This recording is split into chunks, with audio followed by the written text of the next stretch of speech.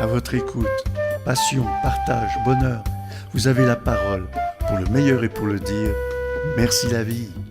Merci la vie, bien sûr, merci la vie. Merci la vie, oui. Merci la vie. Merci la vie. Chers amis, bonjour. Comme nous l'avions prévu avec Sébastien Schwartz il y a quelques semaines, je vous mettrai sur le lien podcast, le lien, comme ça vous pouvez retrouver tout le parcours, c'est sympa et pratique. On avait parlé de la vigne, du moment où il faut nettoyer, des différences qu'il y avait entre le vin rouge et le vin blanc à ce moment-là. On a parlé aussi de façon succincte, mais quand même assez pointue, des intérêts de mettre ça dans des fûts de chêne ou pas, dans de l'aluminium, de voir qu'il y avait des nouvelles technologies ou des technologies ancestrales qui revenaient aujourd'hui, des vins naturels, tout ça on a vu un petit peu déjà, donc c'est très chouette. On m'a posé la question, un vin sur lie. Qu'est-ce que c'est donc un vin sur lie ? La dernière fois, tu nous avais parlé d'un dépôt qu'on pouvait peut-être optimiser par la suite. Est-ce que c'est de cela dont il s'agit, cher Sébastien ? Oui, c'est exactement de cela dont il s'agit. Donc, pour rappel, la lie, effectivement, c'est un dépôt. C'est pas n'importe quel dépôt, ce sont un amas sédimentaire, comme ça, de tous les restes, en fait, des micro-organismes qui ont fait leur travail dans le vin. Donc les levures, principalement. Et quand elles meurent, elles tombent au fond de la cuve simplement, et puis ça forme un espèce de tapis d'1 ou 2 centimètres, selon le volume évidemment de la cuve. Et puis, ces lies, elles sont très intéressantes pour la vinification, parce qu'en se dégradant, en se décomposant, elles libèrent ce qu'on appelle des polysaccharides, et puis ça donne une impression de velouté en bouche, de gras, etc. Ça amène un petit peu de ce qu'on appelle de volume en bouche. Donc c'est très intéressant. Alors il y a différentes manières de valoriser cette lie. On n'est pas obligé de le faire, mais on peut faire ce qu'on appelle un élevage sur lie, c'est-à-dire qu'on va évidemment laisser cette lie dans la cuve et qu'on va régulièrement la remettre en contact avec l'ensemble du vin, c'est-à-dire qu'on va la brasser, on va faire une opération qui s'appelle le bâtonnage, ce qui se fait beaucoup dans les vins élevés en barrique, mais aussi dans les vins élevés en cuve. Ce bâtonnage consiste simplement avec un objet en inox d'aller racler le fond de la cuve ou de la barrique, ce qui va remettre tout ça en suspension, retroubler le vin, et puis favoriser justement ce contact avec les composés qui sont bénéfiques. Et on laisse reposer ça un certain temps ? Ouais, il faut à peu près 1 semaine à 10 jours pour que ça se redépose. Alors régulièrement, justement, 1 fois par semaine ou toutes les 2 semaines, on va réitérer l'opération. Ça se pratique autant avec du rouge qu'avec du blanc ? Ça se pratique autant avec du rouge qu'avec du blanc, mais traditionnellement, en tout cas chez nous en Suisse, ça se fait plus facilement sur des vins blancs. Les chasselas notamment, ou des chardonnays élevés en barrique ou en fût de chêne, pourquoi pas. Il faut faire attention à une chose, c'est que ces lies sont bénéfiques pour le vin, ça j'en viens d'en parler, mais elles peuvent aussi amener des goûts désagréables, des goûts de décomposition, des caractères soufrés comme ça d'œufs. Donc il faut un petit peu surveiller tout ça, il faut déguster régulièrement chaque cuve, déguster au fond de la cuve aussi lorsque c'est possible, pour voir un petit peu s'il n'y a pas une décomposition négative qui s'opère. Le cas échéant, il faudrait filtrer ou soutirer le vin.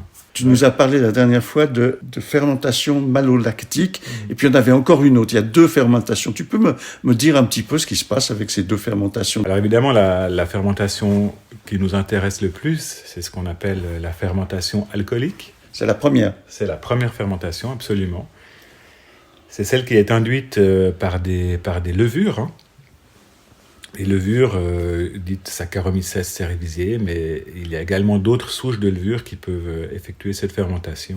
Donc ce sont soit des levures qu'on achète, soit des levures naturelles qu'on extrait de notre propre production. Voilà, c'est ça.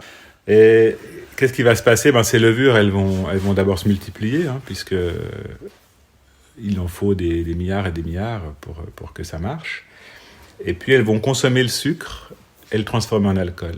Ça, c'est la magie de la fermentation. Donc le sucre naturel, évidemment, qui est un des composés principaux du raisin.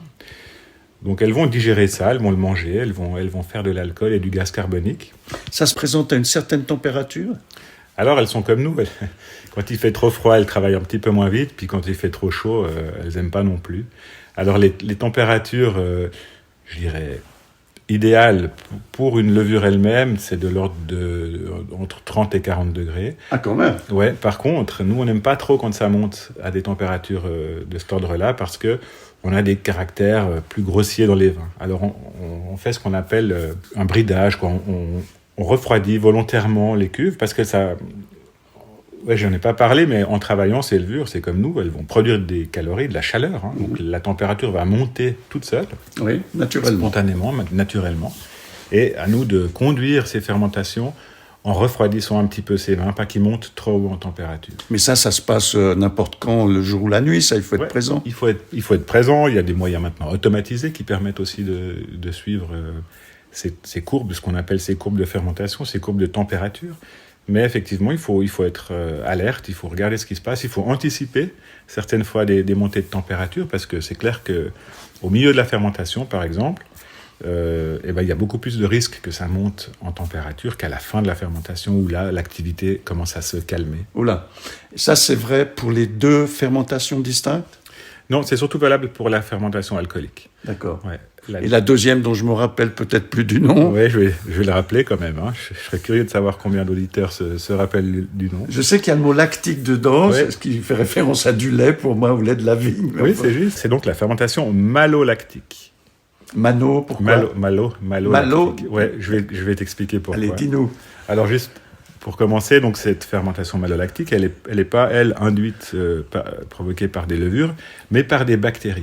Elles sont 10 fois plus petites environ que les levures. Et ces bactéries, une fois que les levures ont fini leur travail, une fois que la première fermentation est terminée, c'est elles qui vont coloniser le milieu, qui vont se multiplier, etc. Ça va être beaucoup plus lent comme processus.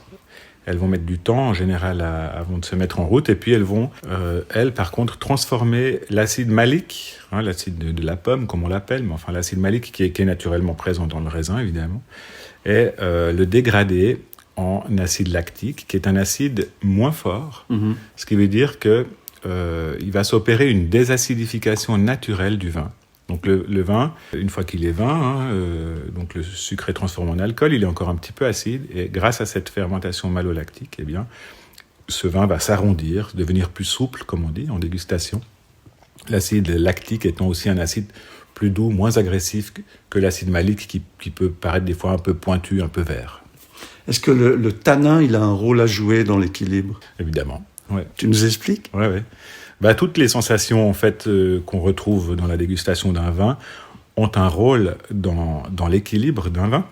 Évidemment, j'ai parlé tout à l'heure de l'acidité du sucre, parce qu'il peut en rester dans le vin, volontairement ou pas.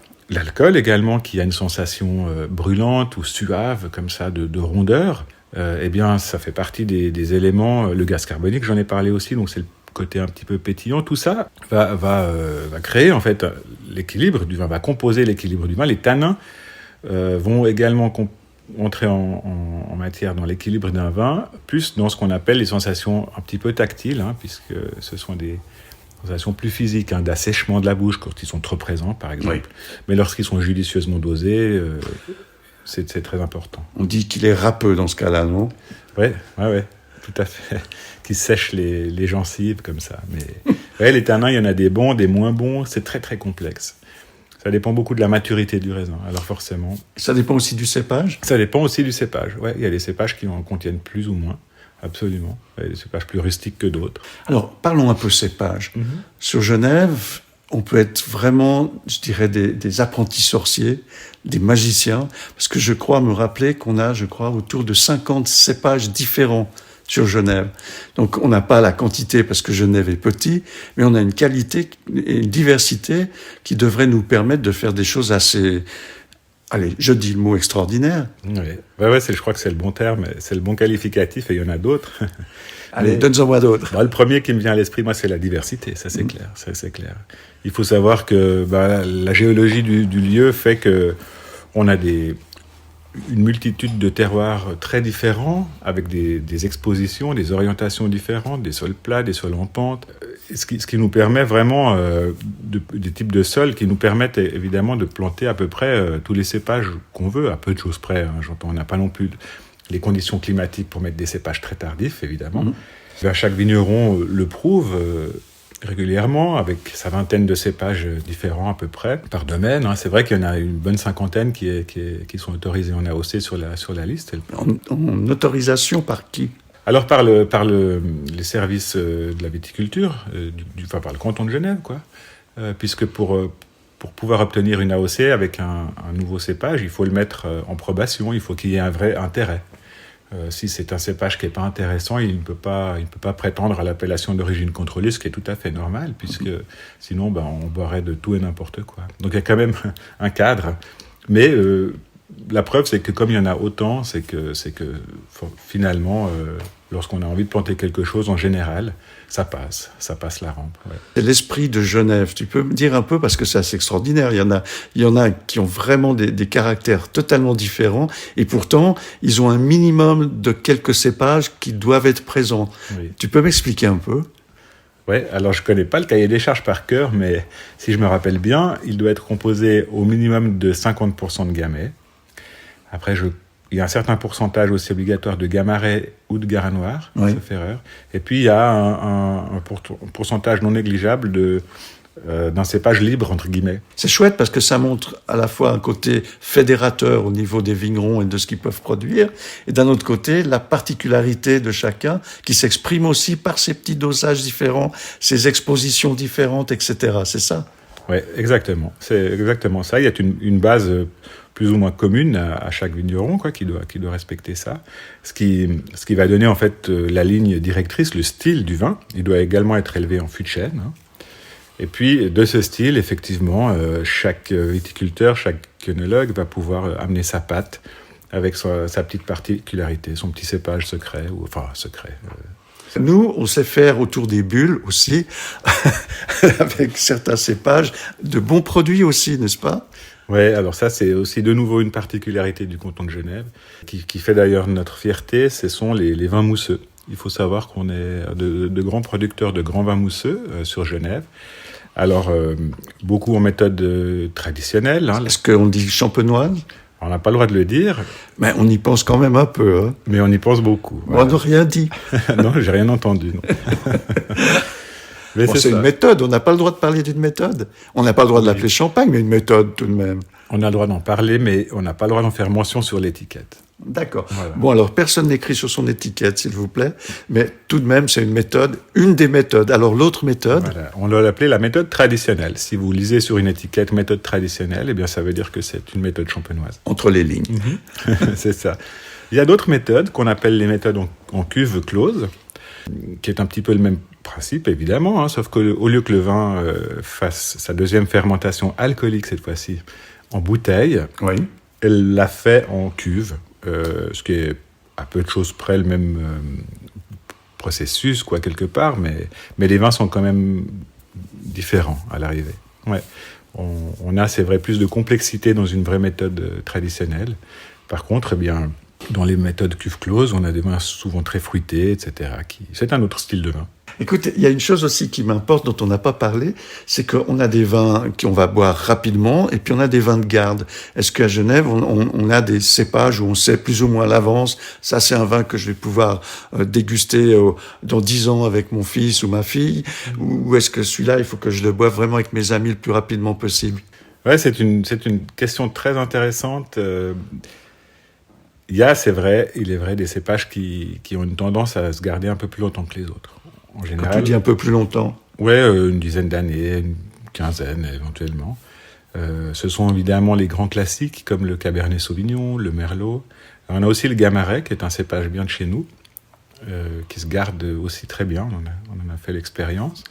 Et puis des cépages qui vont se garder peut-être un petit peu moins longtemps chez nous, c'est les Gamay et les Pinot Noirs.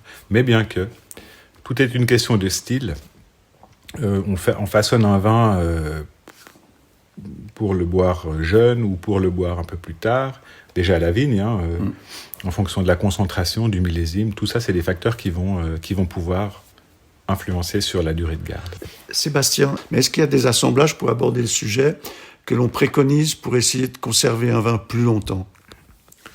Alors la notion d'assemblage n'a pas vraiment à proprement parler d'influence sur la durée de garde, parce que finalement, si on assemble un vin de peu de garde avec un vin qui pourrait se garder plus longtemps, on couperait la poire en deux. Hein. Par contre, souvent, ces assemblages sont élevés en barrique, en fût de chêne, Et le fait de l'élever en fût de chêne, ça va pouvoir favoriser une garde un peu plus longue.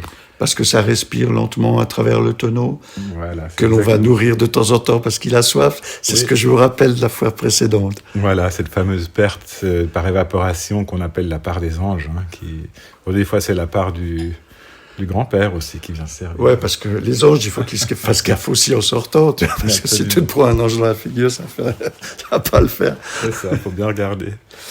Mais oui, c'est exactement ça. Donc le fait qu'il respire va avoir tendance à stabiliser la matière colorante, à stabiliser les tanins. Donc à conférer au vin une garde un petit peu plus longue. Ouais. Tout à l'heure, tu parlais de climat. Le climat, il évolue en ce moment de façon un peu étrange même, je crois. Je crois même que j'en suis sûr. Est-ce que déjà, vous êtes en train d'anticiper ce qui risque de se passer plus tard et de comment arrondir les angles quelque part pour se dire, bon ben voilà, jusqu'à présent, ça, il faisait peut-être trop humide ou trop sec ou pas assez chaud, que sais-je. Donc on va plutôt se diriger vers tel cépage et puis tel autre, ma foi, ça dépendra peut-être des années. On va le garder, ce cépage, parce que c'est précieux, mais c'est peut-être pas celui qui va être le productif dans l'avenir. Est-ce qu'il y a une réflexion à ce sujet ? Oui, évidemment. Les stations de recherche suivent de près la question. Maintenant, c'est un peu compliqué parce que les recherches se sont orientées pendant des décennies sur des cépages résistants aux maladies, par exemple, parce que les conditions climatiques favorisaient le développement de certaines maladies à cause de la pluviométrie, de l'humidité, etc. Ça, c'est ce qu'on a avec le Divico, par exemple. Voilà, ouais, tout à fait. Et puis maintenant, on est confronté, il faut le reconnaître, à des variations climatiques qui sont vraiment difficiles à gérer. Et la tendance, elle est également maintenant à rechercher des cépages qui sont, eux, résistants à la sécheresse, parce que, alors peut-être pas encore chez nous, mais dans des régions plus au sud, on a des mortalités des cèpes de vigne qui sont liées à la sécheresse, qui n'arrivent pas à s'alimenter ou qui ont besoin de plus ou moins d'eau. Quel cépage, par exemple ? Alors, j'ai pas en tête. Je peux pas les grenaches, il y en a beaucoup dans le sud. Il y a beaucoup de grenaches dans le sud. Je ne sais pas si elles souffrent plus que des syrahs ou que des mourvèdres. Je n'ai pas le détail. À suivre. Oui, tout à fait. J'ai lu quelques articles, mais je ne me souviens plus du nom des cépages résistants. C'est des noms qui ne sont pas très familiers. Mais voilà, donc... et puis oui, où je voulais en venir, c'est que c'est compliqué parce qu'on a bien sûr des nouveaux cépages à disposition résistants à des maladies. On a probablement bientôt des cépages ou des porte-greffes qui seront plus adaptés pour résister à la sécheresse et pour fournir quand même du jus, même en période de sécheresse. Mais on a aussi les habitudes de nos consommateurs, de nos clients, les traditions, etc., avec nos cépages qui sont plantés depuis des siècles chez nous, des gamay, des chardonnays, etc. Et puis on ne peut pas comme ça changer les goûts du jour au lendemain. Alors anticiper, oui, alors on reste tout à fait... à l'affût, puisque c'est quand même l'objectif, c'est de pouvoir maintenir une récolte de qualité, mais aussi de quantité. Mais ça ne se fait pas comme ça en un claquement de doigts. Alors il y a d'autres procédés. Non, je t'en prie. Bien sûr, pour lutter contre la sécheresse, la solution, c'est de pouvoir arroser, d'ouvrir les robinets et puis de pouvoir amener de l'eau au pied de vigne. Il me semble qu'on veut aussi économiser l'eau. Mais c'est ça. C'est ça, et puis c'est des installations qui seraient très coûteuses, difficiles à gérer, etc. C'est pas simple. Mais est-ce qu'on sait déjà que quelques cépages vont tenir la route ? Alors les cépages peut-être un peu plus tardifs.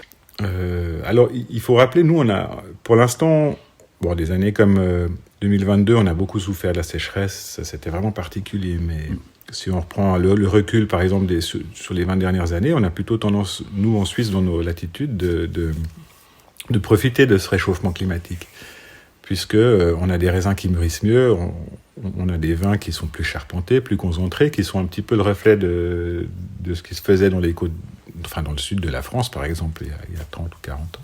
Donc nous, on profite pleinement de ce réchauffement, à part les années exceptionnelles. Ouais. Ça profite du réchauffement, c'est aussi que la vigne est prête plus vite. Oui. Mais que quelque part, si j'ai bonne mémoire, ça peut être délicat parce qu'on ne va pas trouver forcément les forces vives au bon moment pour pouvoir avoir les récoltes correctes. C'est vrai que c'est un problème de trouver la main-d'œuvre et les ressources nécessaires. Sur Genève, il y a pas mal de domaines qui sont vendangés à la machine, alors ça règle aussi pas mal cette question-là.